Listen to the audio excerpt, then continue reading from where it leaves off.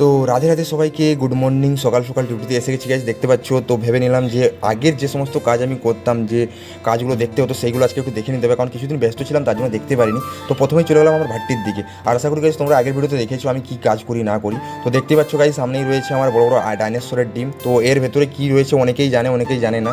তো যাই হোক, তারপরে চলে গেলাম যে সাইডে ব্যস্ত ছিলাম কিছুদিন ধরে, সেই সাইডটাতে কাজটা দেখার জন্য কতটা এগিয়েছে। তো এখানে গাইজ ডাস্ট ক্লিয়ার চলছে। তো দেখতে পাচ্ছ সব ডাস্ট পড়ে রয়েছে, এগুলোকে ক্লিয়ার করতে হবে, তাহলে জায়গাটা ফাঁকা হয়ে যাবে। তো যাই হোক, এই কাজটা দেখার পরেই চলে গেলাম রুমের দিকে, কারণ আমার রুমে গিয়ে দেখলাম ফাইলের কিছু কাজ পেন্ডিং আছে কিনা সেটা দেখে নিলাম। তো ফাইলের কিছু কাজ পেন্ডিং আছে হয়তো, বাট এখন গুছিয়ে রাখা আছে, তাই আমি আর হাত দিলাম না।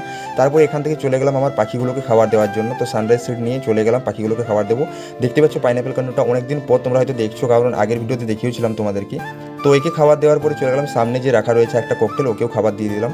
ওকে খাবার দিয়েই আজকের গাইস ভিডিওটা এখানে শেষ করছি। আর আশা করি তোমাদের ভালো লেগে থাকে আমার মিনি ব্লগ। যদি ভালো লাগে তো লাইক করে দিও, কমেন্ট করে দিও এবং চ্যানেলটা সাবস্ক্রাইব করে দিও। আর যারা যারা গাইস আমার চ্যানেলটাকে সাবস্ক্রাইব করেছো তাদেরকে অনেক অনেক ধন্যবাদ, ভালোবাসা। ঠিক